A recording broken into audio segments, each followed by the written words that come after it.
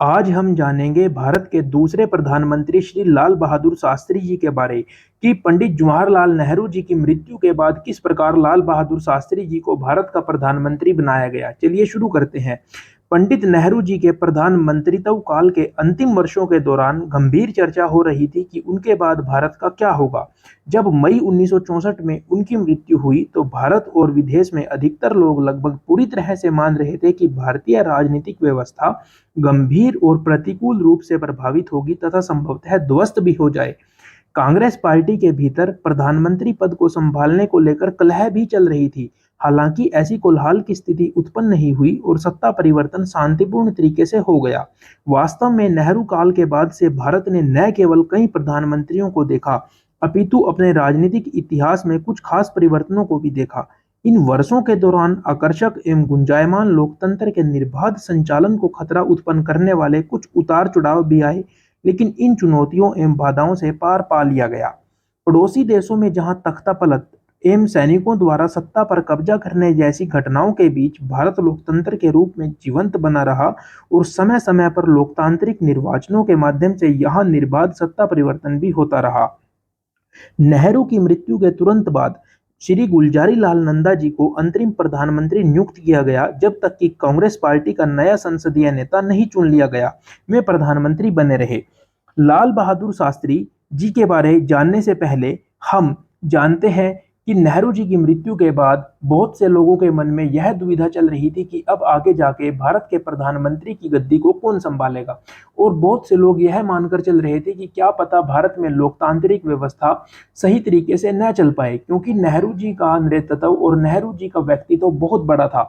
लेकिन जैसे ही नेहरू जी की मृत्यु हुई तो जो प्रधानमंत्री की गद्दी है उस पर बैठने के लिए भी कांग्रेस पार्टी में बहुत सी कलह चल रही थी।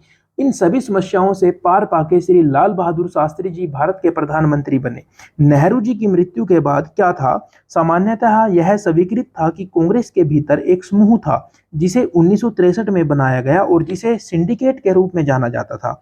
उसमें कांग्रेस के महत्वपूर्ण और बड़े नेता थे, जैसे उसमें कांग्रेस के अध्यक्ष के कामराज जी थे और उनके अलावा कांग्रेस के बड़े बड़े नेता उसमें शामिल थे जिनकी भारतीय राजनीति पर अच्छी छाप थी, जिन्होंने जवाहरलाल नेहरू के पश्चात प्रधानमंत्री पद के उत्तराधिकारी का मार्ग भी प्रशस्त किया। देखिए, कांग्रेस पार्टी में उस समय दो बड़े नेता थे जिनके बीच कांग्रेस पार्टी के नेताओं को चुनाव करना था कि आगे जाके प्रधानमंत्री की कुर्सी कौन संभालेगा। यह स्थिति नेहरू जी की मृत्यु के बाद उत्पन्न हुई। चुनाव मोरारजी देसाई और श्री लाल बहादुर शास्त्री जी के बीच करना था। मोरारजी देसाई एक वरिष्ठ और अनुभवी कांग्रेसी थे जो अपनी ईमानदारी और प्रशासनिक कौशल के लिए जाने जाते थे, लेकिन साथ ही उन्हें अनुदारवादी, कठोर और दक्षिणपंथी माना जाता था। दूसरी ओर लाल बहादुर शास्त्री सौम्य, मृदुभाषी और लचीले स्वभाव के साथ साथ समन्वयवादी और सच्चरित्र प्रकृति के थे। देसाई की अपेक्षा शास्त्री को पूरी पार्टी में अधिक समर्थन प्राप्त हुआ, यानी कि जो कांग्रेस पार्टी के बड़े नेता थे जिनको प्रधानमंत्री पद के लिए चुनाव करना था, उनमें से ज्यादातर लोगों का समर्थन श्री लाल बहादुर शास्त्री जी के पक्ष में था। अतः शास्त्री को पार्टी द्वारा अगला संसदीय नेता चुना गया, अर्थात उन्होंने प्रधानमंत्री पद के लिए शास्त्री जी को चुन लिया और इस प्रकार में भारत के प्रधानमंत्री बन गए। लाल बहादुर शास्त्री भारत के दूसरे प्रधानमंत्री 9 जून 1964 से 11 जनवरी 1966 को अपनी मृत्यु तक लगभग 18 महीने भारत के प्रधानमंत्री रहे। इस प्रमुख पद पर उनका कार्यकाल अद्वितीय रहा।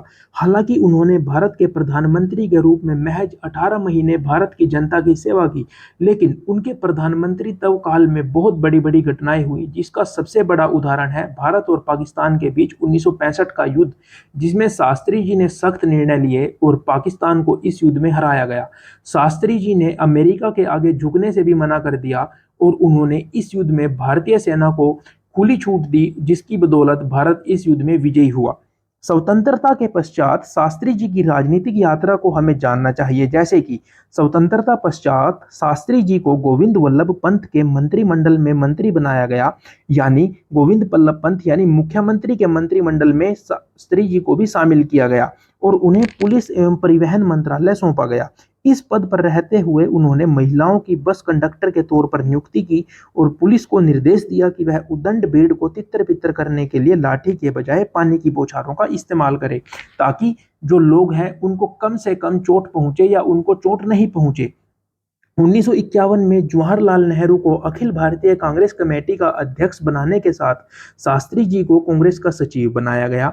उसी वर्ष उन्हें राज्यसभा के लिए मनोनीत किया गया। नेहरू ने शास्त्री जी को मंत्रिमंडल में रेल मंत्री का पदभार सौंपा। हालांकि उन्होंने एक गंभीर रेल दुर्घटना की नैतिक जिम्मेदारी लेते हुए 1956 में त्यागपत्र दे दिया। 1961 में उन्हें पुनः मंत्रिमंडल में शामिल किया गया और इस बार उन्हें गृह मंत्री बनाया गया।